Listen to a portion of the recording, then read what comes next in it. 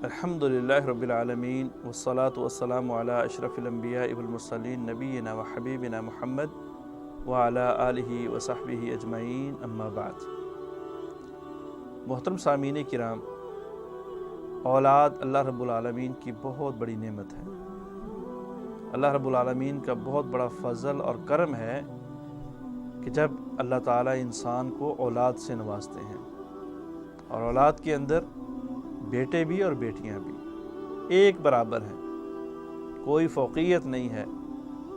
کوئی برتری نہیں ہے بیٹے کو بیٹیوں کے اوپر یا بیٹیوں کو بیٹوں کے اوپر۔ بہرحال جس طرح بیٹوں کو سنبھالنا، بیٹوں کی تربیت، بیٹوں کی تعلیم انسان اپنے ذمے لیتا ہے، بعینی ہی بیٹیوں کی تربیت اور پرورش بھی انسان کے ذمے ہے۔ بہرحال یہ اولاد کا مل جانا گویا کہ انسان کو دنیا کی سب سے بڑی دولت کا مل جانا ہے، اور اللہ رب العالمین نے فرمایا کہ المال والبنون زینۃ الحیات الدنیا، دنیا کی زندگی کی خوبصورتی مال سے ہے اور اولاد سے ہے۔ اولاد کے ساتھ ساتھ مال،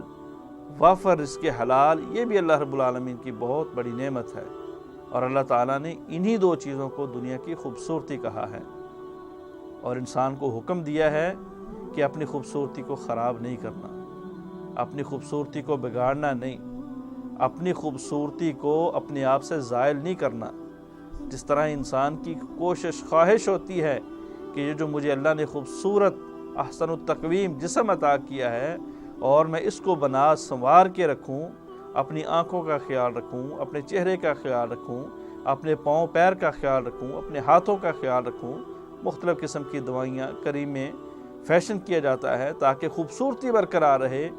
اسی طرح اللہ رب العالمین نے ہمیں اس اولاد والی خوبصورتی کو بھی برقرار رکھنے کی تلقین کی ہے، اور ساتھ ساتھ میں یہ بھی فرمایا ہے کہ یہ خوبصورتی آپ کے لیے فتنہ و فساد کا باعث بھی بن سکتی ہے، آپ کے لیے ہلاکت کا باعث بھی بن سکتی ہے۔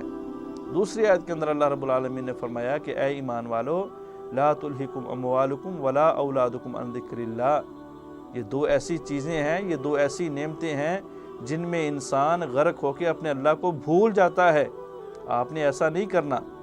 اللہ سے یہ نعمتیں مانگنی بھی ہیں،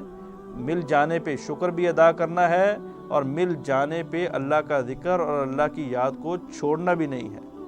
تو المہم پہلی بات، پہلا پوائنٹ کہ اولاد اللہ رب العالمین کی بہت بڑی نعمت ہے، اور اس کو اپنے آپ سے زائل نہیں کرنا، اپنے آپ سے دور نہیں کرنا۔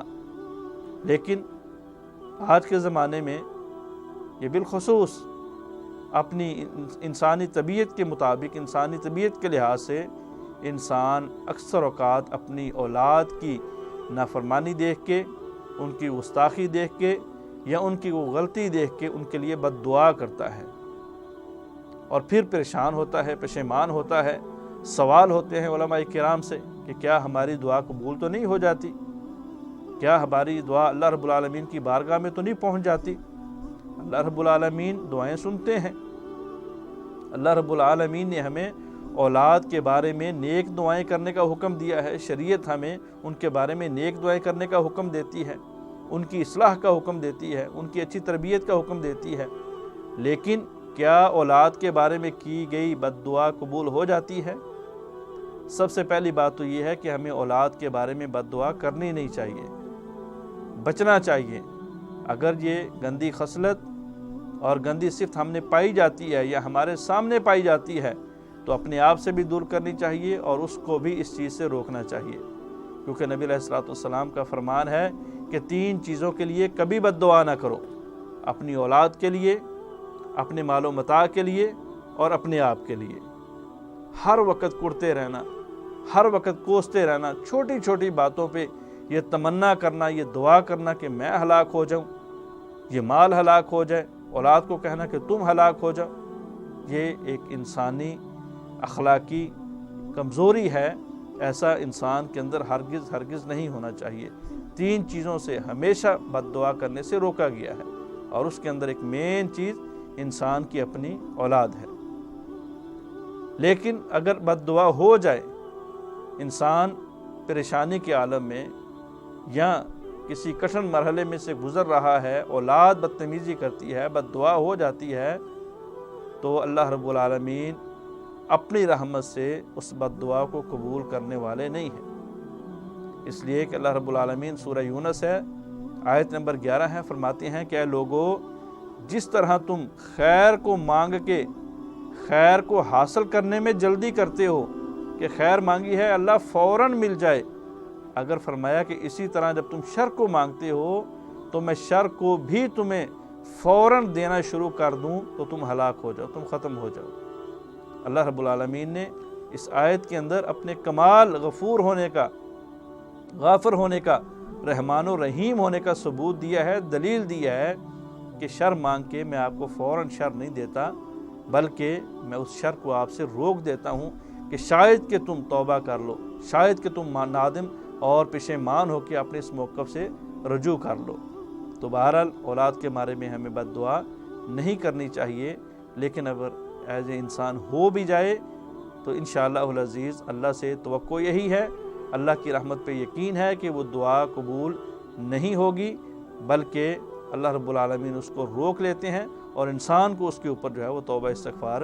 کر لینی چاہیے۔ لیکن یہ بھی بات ذہن میں رہنی چاہیے اولاد کے بھی اور والدین کے بھی کہ نبی علیہ الصلوۃ والسلام نے فرمایا کہ وہ 3 آدمی جن کی دعا کو اللہ تعالیٰ کبھی بھی رد نہیں کرتے، وہ 3 قسم کے بندے جن کی دعا کبھی بھی رد نہیں ہوتی، ان کے اندر ان میں ایک بالخصوص والد کا ذکر ہے۔ فرمایا مظلوم کی بد دعا رد نہیں ہوتی، مسافر کی دعا رد نہیں ہوتی، اسی طرح والد کی دعا بھی رد نہیں ہوتی، لیکن والد کی اپنی اولاد کے بارے میں کی گئی غصے کی حالت میں دعا انشاءاللہ العزیز اللہ رب العالمین اس کو موقوف کر دیتے ہیں۔ انسان کو بھی نادم پریشان ہو کے توبہ کرنی چاہیے اور اولاد کو بھی اس بد دعا سے اور اولاد کو بھی اس بد دعا سے بچ کے رہنا چاہیے۔ اللہ عمل کی توفیق عطا فرمائے۔ السلام علیکم ورحمۃ اللہ وبرکاتہ۔